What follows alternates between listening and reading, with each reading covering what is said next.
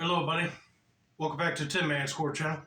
I'm your host, Jeffrey Tin Man Taylor. Today, I'm kicking off my Midnight Terrors reactions for you all. But here's the thing. A subscriber of mine, Shane Delaney, said that he deleted all of his content, but he just uploaded 2 new videos. So all the videos that I reacted to, plus the ones I had lined up to react to, are now gone. So this video I'm reacting to today is 5 creepy winter horror stories. So without further ado, I'm going to turn these lights off, move the camera up here for you guys, and let's get this reaction on the road and in the bag, shall we? Okie dokie, here we go.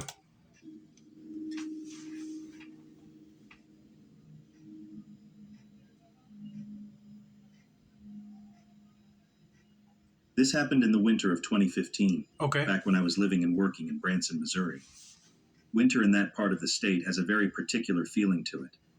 The air is sharp and dry, the sunlight feels thinner, and everything goes quiet much earlier than it should. At the time, I was working at a doctor's office, keeping a pretty predictable routine and living alone. I was 31 years old, independent, and very used to doing things by myself without ever really questioning whether I should. Not long before this happened, I had bought myself a brand new iPhone. I was excited about it in that way only someone who's just upgraded their phone can be.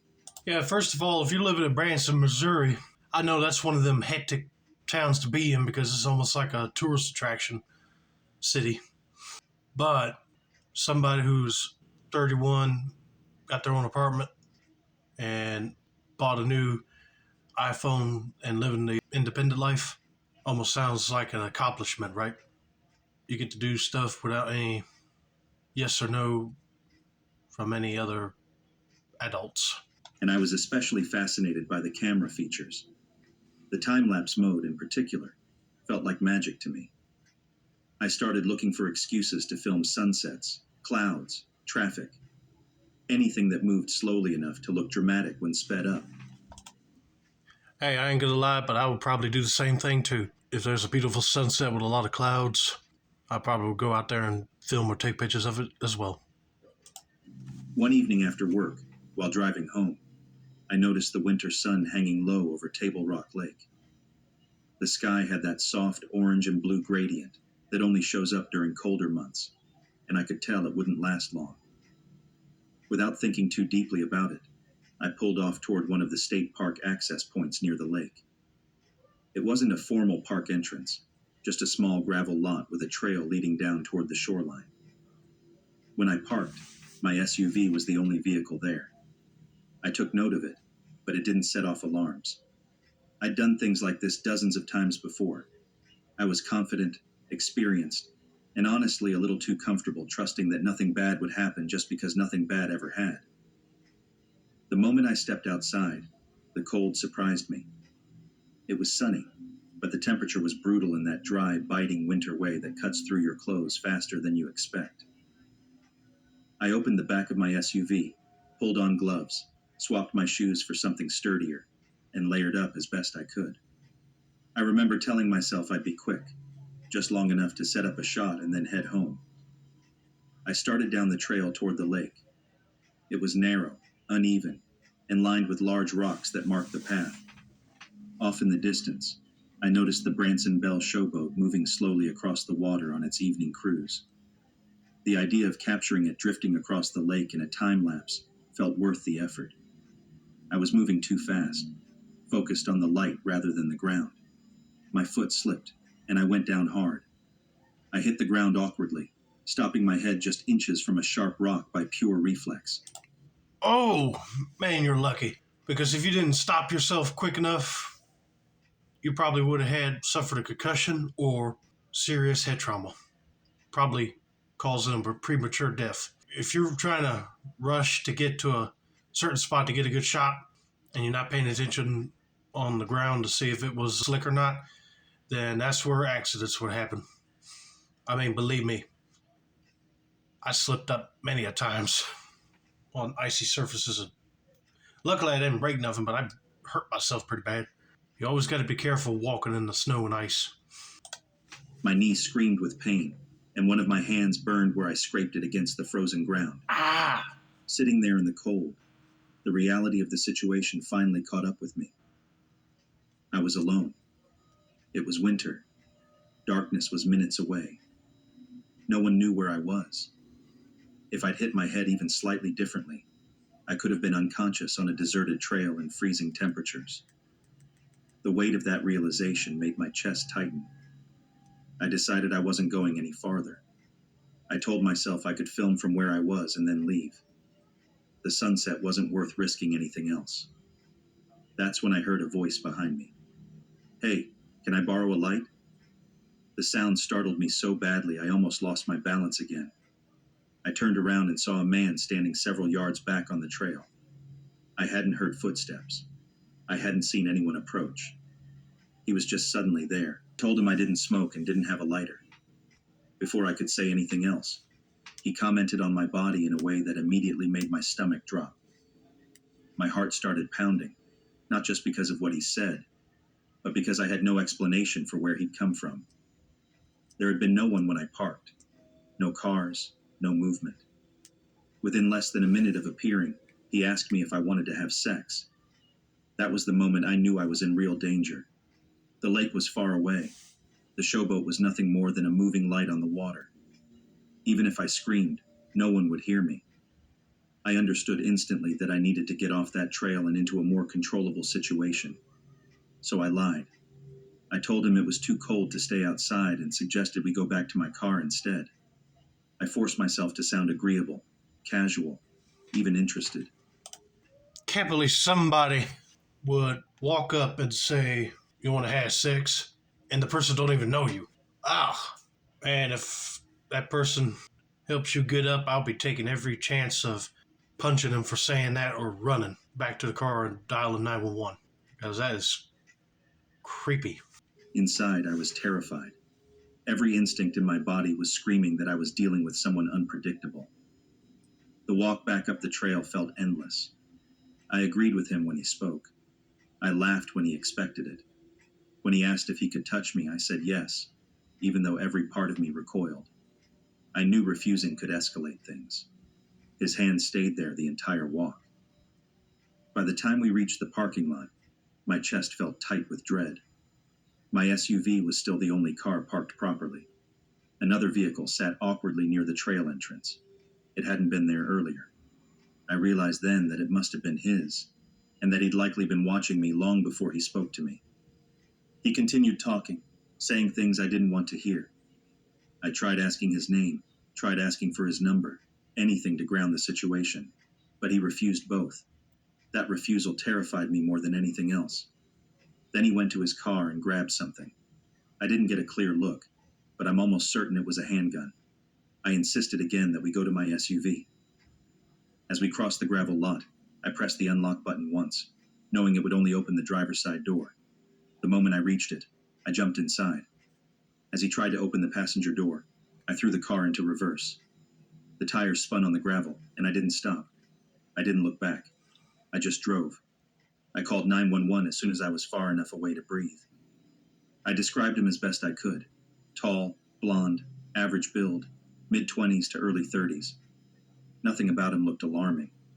I didn't have a name or a license plate, just a description of an older pale blue car. After giving my statement, I never heard anything back. To this day, I don't know what his intentions truly were, and I don't want to. What I do know is that winter evening changed the way I think about being alone, about trusting my instincts, and about how quickly a peaceful moment can turn dangerous when no one else is around. I still think about how close I came to not making it back to my car at all. Be thankful that you found the right opportunity to get to your car and go. Because if that guy refused to give you any information, it just seems like he probably wanted to have sex with you, but then take the handgun out and kill you, toss you somewhere.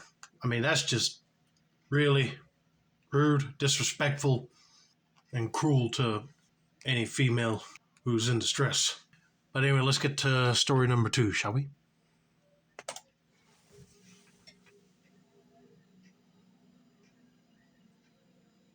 This took place during the winter of 2007, Right. maybe early 2008, in central Missouri. I don't remember the exact month, but I remember the cold clearly. There was a thin, uneven layer of snow pushed up against bushes and fence lines, the kind that sticks around after a few flurries and never quite melts. The air felt sharp, and the ground crunched faintly when you stepped off the pavement. It was one of those winter nights where everything feels quieter than it should.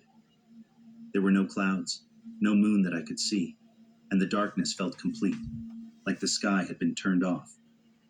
At the time, I lived with my parents in a tall, narrow house with 3 levels. The bottom floor was a fully finished basement, which my dad jokingly called the 0 floor. That space was basically mine. I spent most of my time down there, watching movies, playing games, or just hiding away from the rest of the house. I get what this person's talking about because it gets annoying when you see snow still on bushes that are near the house, probably because the sunlight ain't beaming down on them to melt them quick enough. But it would be nice just to see snow falling at night. But I like seeing it when the moon is out and you see a little bit of clouds. Kind of gives off a peaceful atmosphere. And also, that ain't bad if you have your own room down in the basement. But hey, if I had a house for myself, I wouldn't mind making the basement into like a man cave type area, just to hang out with friends. You know? So that's awesome that they get to experience their own space in the house they grew up in. The top floor was where the bedrooms were, including mine. But unless I was sleeping, I was almost never up there. Looking back, I'm incredibly grateful I wasn't on that top floor when everything happened. That night, my dad was out of town on a work trip. He was a doctor, and those trips happened occasionally, though I never really knew the details. What mattered was that it was just my mom and me in the house, which was unusual. I was a teenager at the time, and like most teenagers, thought I was cleverer than I actually was. I convinced my mom to watch a movie with me, specifically Saw 3, which was somehow my favorite movie at the time. My mom is a small, gentle person who does not enjoy horror movies, so I figured she'd give up partway through and make me turn it off. I thought it would be funny. I didn't think much beyond that. Naturally, I insisted we watch it in the basement. I told her that horror movies just felt right down there, away from the rest of the house, surrounded by concrete and shadows. This person does have a point with that. You watch a scary movie down in the creepy basement, it would definitely throw off a scary atmosphere down there. I'll probably jump it up like crazy every time I see a shadow or thinking I hear somebody right behind me. She reluctantly agreed. The basement door was tucked off to the side of the main floor hallway, heavy and solid, the kind of door you barely noticed unless you were looking for it. Once you were downstairs, though, sound carried surprisingly well. The movie was loud, screaming, metal clanking, music swelling at all the wrong moments. My mom was tense but sticking it out, and I remember feeling oddly proud of her for that. We were right in the middle of one of the most intense scenes when something didn't fit. At first, I thought it was just part of the movie. Then I realized the sound didn't match what was happening on screen. It sounded like a door closing upstairs. I froze, listening. I told myself it was nothing. Maybe the house settling, maybe my imagination. But then I heard footsteps. Not one set either. Heavy, deliberate steps moving across the floor above us. My dad wasn't home.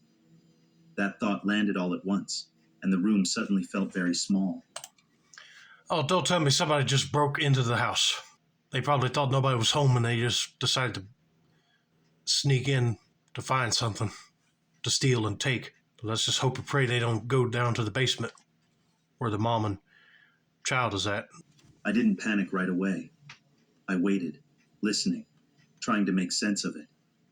That hesitation might have cost us if things had gone differently. I couldn't tell how many people there were, only that the movement didn't sound random. It sounded purposeful. I turned off the movie and told my mom we had to leave, immediately.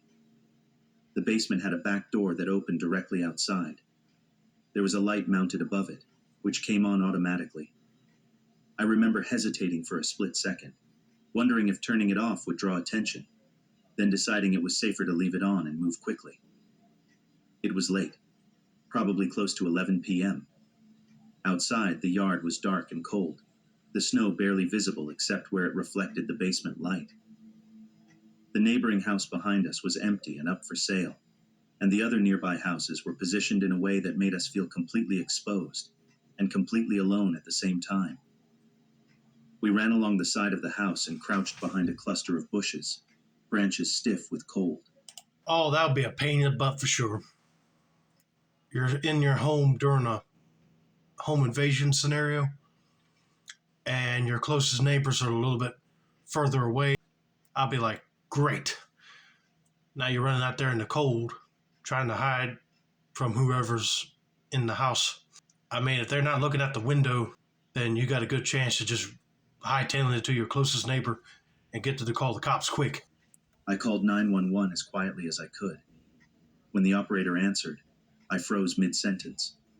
I remember lowering the phone, barely breathing, convinced that making any sound would give us away.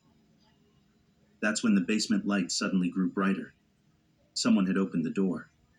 A moment later, dark shapes burst out into the yard and sprinted toward the tree line behind the house. They moved fast, faster than I expected.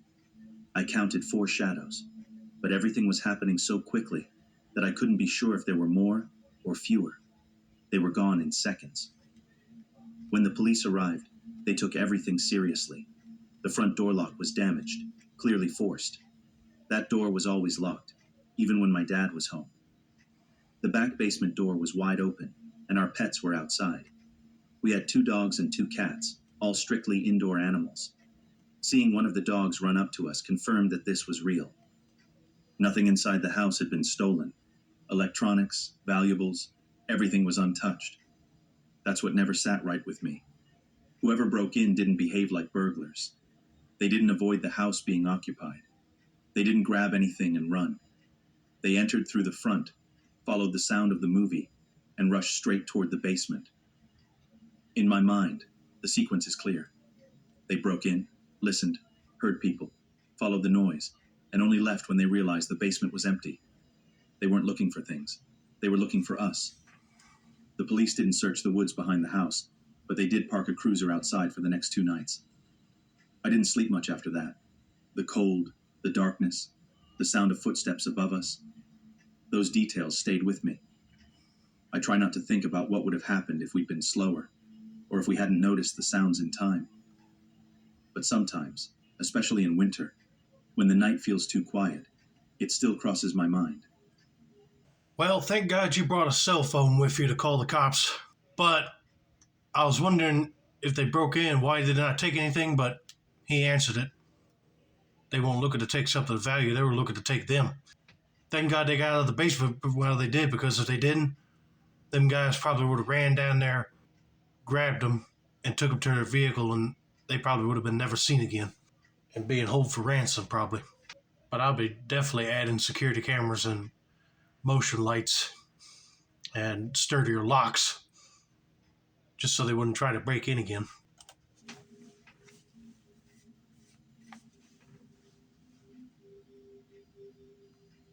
When I think back to high school, I realize I wasn't a troublemaker, but I was incredibly lazy. I didn't really know what it meant to put in effort.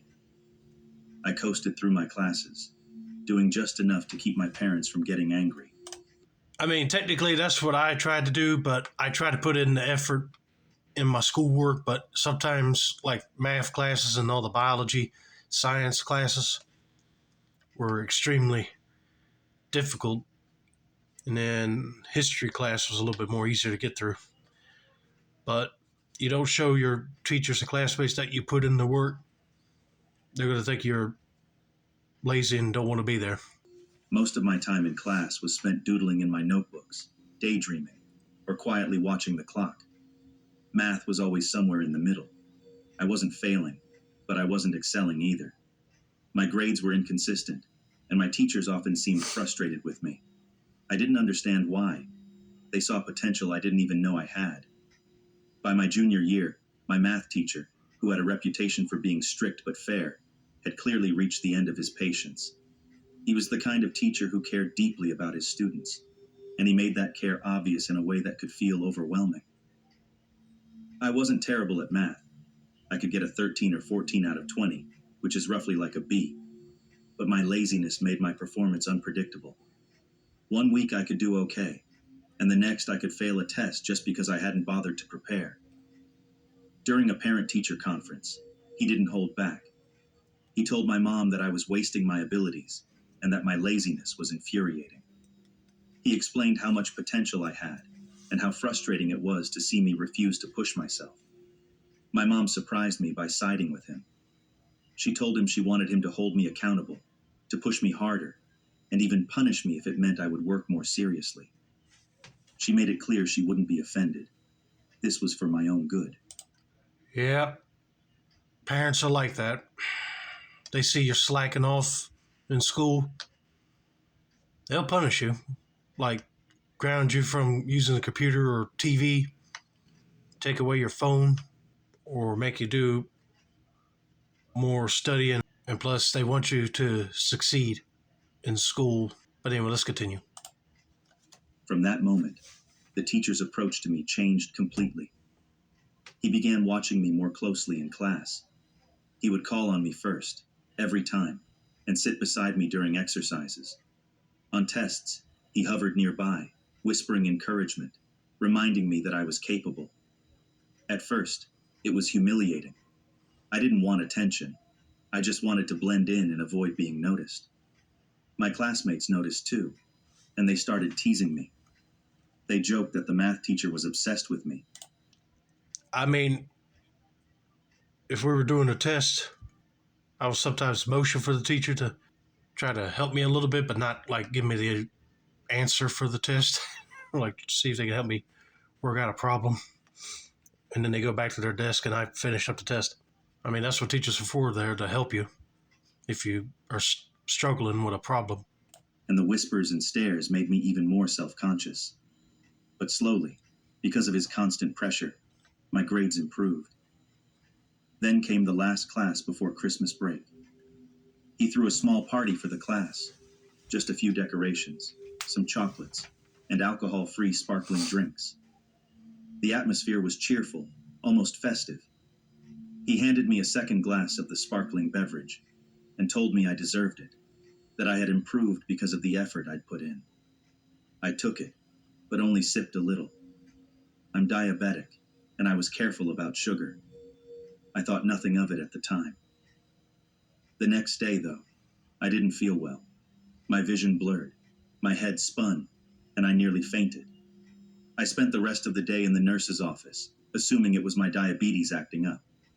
I didn't connect it to the sparkling drink then, though in hindsight I wonder. Weeks later, my class organized a charity event. Since our school didn't have traditional proms, this was our big chance to dress up, socialize, and celebrate. Everyone was excited. Our math teacher was invited to help supervise and manage the refreshments. He was cheerful, friendly, and careful to make sure students didn't break any rules. He served me an alcohol-free cocktail, but before I could drink it, one of my classmates, Flora, secretly poured vodka into it. I couldn't drink alcohol due to my diabetes, so I told her to discard it. At the time, I thought she had, but later I wondered if she hadn't. The event spiraled out of control. Several students got very drunk, broke decorations, and one, Flora, passed out so severely she had to be hospitalized. The school administration was furious. Flora was expelled, and the rest of us were lectured extensively. I didn't speak to Flora again for months. I was frustrated, angry, and embarrassed, and I admit now that I was immature for not checking in on her. The event had been meant to be something positive, a celebration, a fundraiser, but it ended in chaos. Not long after, I failed a math test. My teacher's reaction was terrifying. He screamed at me in front of the entire class, calling me a disappointment, hopeless, and even suggesting I would end up living under a bridge someday. The intensity in his eyes made my stomach drop. If a kid failed on a test, you don't have to be like that angry at them. I mean, good Lord, they tried their best. I know it was hard for me sometimes. I remember my fourth grade teacher got after me, and We walked to the vice principal's office because the principal wanted his office, and she kept on saying, "Well, why am I getting a low grade?" I said, I don't know. It was hard to concentrate. And then when he showed up in our classroom to talk about something else she told him, and he went like, "What?" And he looked over at me and said, "Next time, Jeffrey, next time." I said, okay. But man, that was scary. I started crying. Eventually, he calmed down and assigned me a single hour of detention. Normally, detention was for behavior, not grades, so I was relieved. I lived far from school, and the evening bus would normally cover my ride home. My parents wouldn't know. Then he added a stipulation. He would personally supervise the detention, and the only time was between 5 and 6 p.m. This meant I'd have to tell my parents, who would know immediately what had happened. Panic set in. I considered attending, but the fear kept growing. By the time I arrived at the detention room, I realized I would be completely alone with him. The late winter sky was already dark, casting long shadows through the windows. My heart raced. When he approached, I panicked. I stammered, making up an emergency, and bolted. He shouted after me, insisting I obeyed and threatening to call my parents, but I didn't stop. I ran as fast as I could to the bus stop, catching the bus just in time. My body was shaking when I got home, but my parents greeted me normally, and I assumed he hadn't called. He never returned to school the next day. Weeks later, the administration announced he had resigned. A counselor briefly visited our class to see if we wanted to discuss him, but nobody really knew what to say. He disappeared entirely from our lives. Years later, after I became a teacher myself, I mentioned him in conversation with coworkers. One of them turned pale at the mention of his name. She told me that shortly after the detention incident, he had been arrested for possessing illegal material involving minors, including content from the dark web. The realization hit me like a punch. That detention hour, the one I had feared, could have been far more dangerous than I had ever imagined. I had narrowly avoided a situation I can't fully comprehend. Even now, thinking back, I shiver at how close it came to becoming something I couldn't control. The fear I felt wasn't just about grades or punishment. It was the instinctive recognition that something about him was deeply, profoundly wrong. I will never know exactly what might have happened if I hadn't bolted, or if I had stayed behind. But I know that somehow instinct and fear saved me that day. Believe me, you do not want to know what would have happened if you stayed. But man, that's weird hearing that a teacher resigned after she bolted like that, and then they found out he had illegal minor images on his computer. It's sickening to think of, but he like looking at kids in a nasty way. Ugh. I'm glad he got arrested too. Good Lordy. He don't need to be a teacher if he's going to be looking on kids like that. That's just wrong. But thankfully she did the right thing and got on the bus and took off.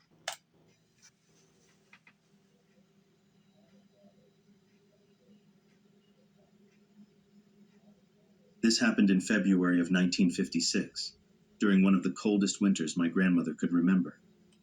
She was 18 years old then, a freshman at a large and well-known state university located in the northeastern part of the Midwest. 1956. Golly, that's a long time ago. My dad wasn't even born yet, or my mom. But I could tell you one thing. I looked at some history pictures of our town back in them days. It looked like we were getting a lot of snow back then, and now it's just lightly piling up nowadays because of the climate changing. But anyway, let's continue. For her, college represented a strange contradiction. On one hand, it was the most freedom she had ever known. On the other, it was still tightly controlled, especially for women. Curfews for female students were strictly enforced, and the culture on campus was steeped in open sexism and racism, both from students and faculty. The administration also had a habit of quietly burying anything that could damage the school's reputation, particularly when it came to crime. That winter, a severe strain of the Hong Kong flu had been moving rapidly through campus. I hate universities like that.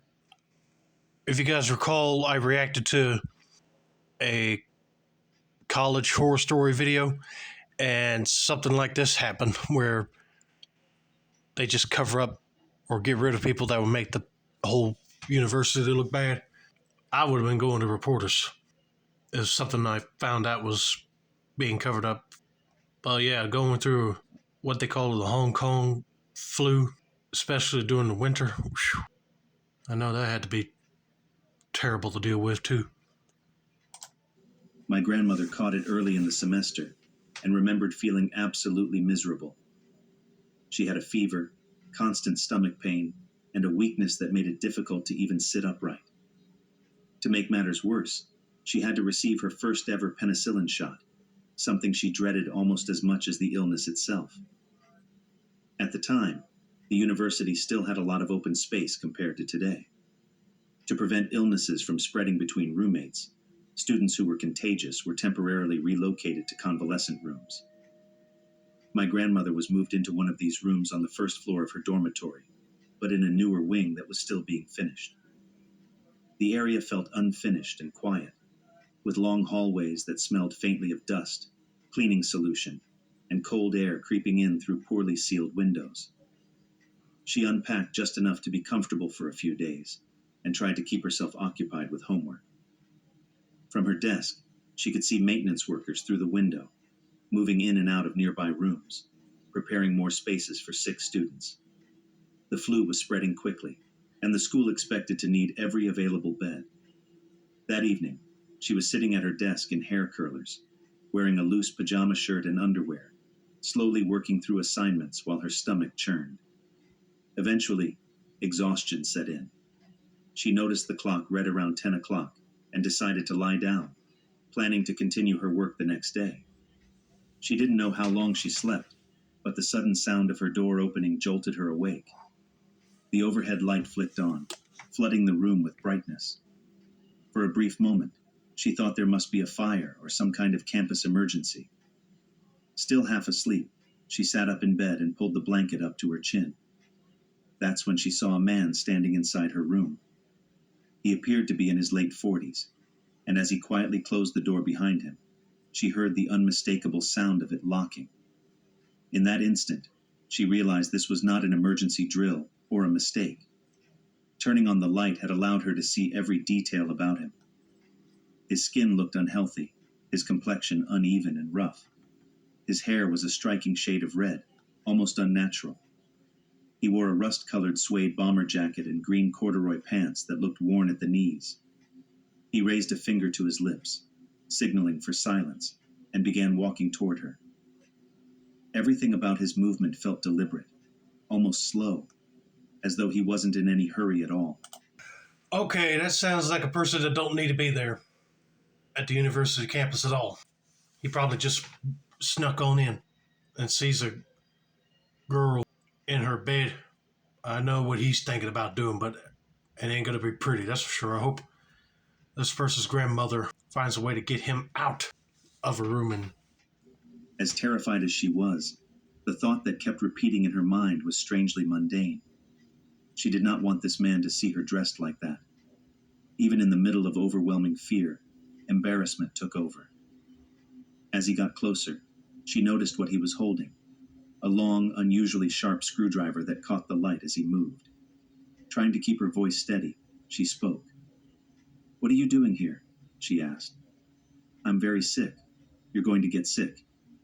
He didn't answer right away. When he did, his voice was low and flat. "Just be quiet, and you won't get hurt." He reached the side of her bed and pressed the screwdriver against her throat. She clutched the blanket tighter, pulling it up toward her face. Her heart was pounding so loudly she was sure he could hear it. She continued talking, rambling about the flu, how contagious it was, how dangerous it could be. She told him he would regret being there. Suddenly his grip tightened, the metal pressing harder against her skin. "Shut up, you stupid little girl," he snapped. "Be quiet and let me see your body." For reasons she still couldn't fully explain, she didn't scream. She kept talking. She listed symptoms, described how quickly the illness spread, warned him about fevers and complications. She spoke nonstop, barely stopping to breathe. Each time he told her to shut up, she continued anyway. Something about her behavior seemed to confuse him. His expression shifted from anger to irritation, then to something like uncertainty. Slowly, the pressure against her neck eased. He stepped backward, still watching her, then turned and fled the room. She heard him exit through the nearby fire door. Strangely, no alarm sounded. The moment he was gone, the reality of what had just happened hit her all at once. She broke down, sobbing as she ran down the hallway to the resident advisor's office, screaming for help. Campus police arrived, but from the beginning they treated her account dismissively. They suggested she had imagined it, that the flu and fever had caused a vivid nightmare. She did not imagine it. I mean, if it was snowing outside, you'd probably be able to see some footprints that don't belong there.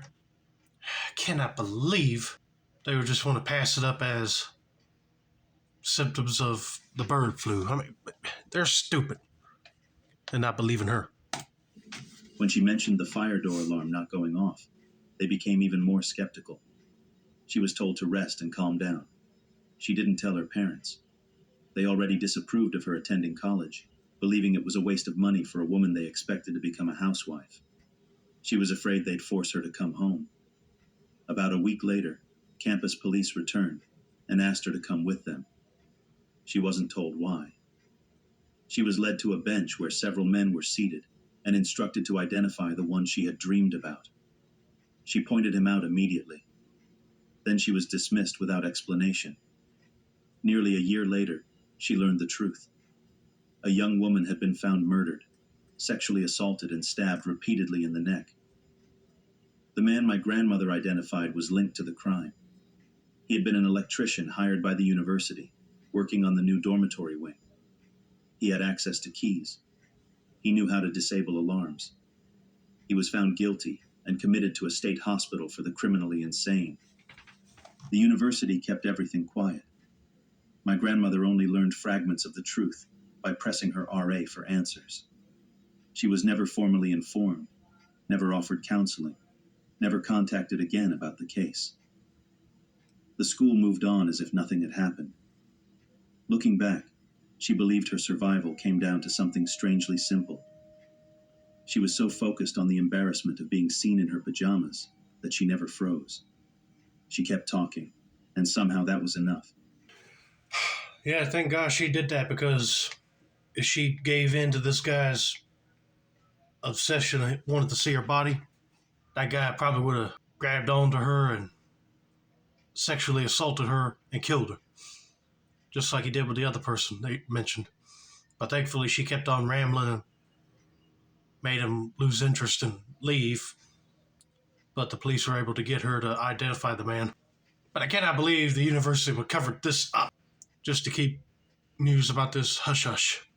I mean, I get it, they don't want news spreading around thinking that, oh, they hired a sex-craved maniac as one of their maintenance workers. But golly, they should put out saying the person has to be apprehended. And they took him to a state hospital out of all places. I mean, that sounded like a person that needed to go to prison. They were all never mentally messed up with him. He was thinking clearly. He knew how to disable the alarms. And he didn't care about those girls once he had his way with them. So he would deserve to go to prison and get the lethal injection if they had that stuff back in the 50s. But I'm just glad that this woman survived. This happened when I was about 15 or 16. Okay. A few years back now. At the time, I didn't have blinds or curtains on my bedroom window. I honestly just never thought about it. We lived on a quiet, semi-rural street where everyone knew each other, and nothing ever happened. It felt safe in that way, where you stop questioning things entirely. You may think you live in a quiet, safe, rural area, but you never know when a stranger would just wander around and probably sneak into people's houses or even look through windows. So it's always good to have blinds so they won't be able to look in and see you. It was winter, and I was doing what I usually did back then, staying up way too late on my computer. My bedroom light was on, the house was completely quiet, and outside was nothing but darkness. I remember thinking how black it was beyond the glass, like the window just opened into nothing. That's when something slammed against it. 3 loud bangs, right against my window, close enough that it sounded intentional. I panicked so hard I actually fell off my bed and stayed on the floor, frozen, trying to slow my breathing. I don't know how long I stayed there, but eventually I convinced myself it had to be an animal. A bird, maybe, or something flying too low. It didn't feel logical, but it was the only explanation that let me calm down enough to get back onto my bed. I didn't tell anyone. I didn't even think about it much after that night. A few nights later, though, around the same time, I was awake again. My window was cracked open slightly, still uncovered. I was sitting at my desk when I heard leaves crunching outside. Not wind, not an animal darting through. Slow, deliberate steps. They stopped right outside my window. I couldn't see anything. It was still too dark, but I could feel it. That awful sensation of being watched, of someone standing there knowing exactly where I was. I remember thinking I should yell for my parents, or grab my phone, or do literally anything. But fear locked me in place. I couldn't move, couldn't even turn my head. So I did something strange. I turned and stared straight into the darkness outside the window. I didn't blink. I didn't move. I just stared back, trying to look as intimidating as a terrified teenager possibly could. I held that position for what felt like forever, even though it was probably only a few minutes. Eventually, I heard the footsteps again. This time, they moved away. As soon as the sound was gone, I shut the window, found a blanket, and taped it over the glass. I barely slept that night, jumping at every noise until morning. The next day, I went with my mom to buy blinds. While we were there, I casually mentioned it, like it wasn't a big deal. I told her I'd heard footsteps outside my window the night before. She stopped walking. My mom is not easily scared. She's the kind of person who stays calm in situations where everyone else panics. But her face drained of color immediately. She asked me if I'd told my dad yet. When I said no, she looked straight at me and told me why. That morning, my dad had been talking to one of our neighbors. She'd seen a man walking around our yard for several nights. The night before, she watched him move toward my window, then disappear when she couldn't tell who he was. A few hours later, she saw him again as she was getting ready for work. This time it was light out, and she knew it wasn't anyone from our house. He was holding a knife. She yelled at him to leave. Instead of running down the street, he ran into our backyard and disappeared into the woods. We lived in a military neighborhood. Everyone around us was active duty. It was supposed to be safe. But knowing someone had been standing outside my window, more than once, watching me, and then choosing to run into the woods instead of away from the houses, erased any sense of security I had. That night, my parents let me stay at my boyfriend's house, something they'd never allowed before. I stayed there for almost a week. When I came home, my window had blinds, curtains, and a fixed lock that had apparently been broken for who knows how long. I've never opened that window since. We never saw the man again. Our neighbor never did either. The incident was reported, but nothing ever came of it. To this day, I still think about how easily it could have gone differently, and how close someone got without me ever realizing it at the time. Thank God she did the right thing and jumped up and closed her window and covered it, because you never know, that guy might have tried to open it and jump in the house. And to think that that was supposed to be like a military type town, neighborhood area, I'm surprised it won't that secure, because a random stranger just so happened to walk right through. And the neighbors said that they were able to see him carrying a knife. That tells you he was probably trying to find an easy target to kill. But anyway, I hope you guys enjoyed this video. Don't forget to like, subscribe, turn on post notifications for more Midnight Terrorist content like this. This has been another successful installment of the Tin Man Score channel. I'm your host, Jeffrey Tin Man Taylor. I said that's a wrap. Have a nice day.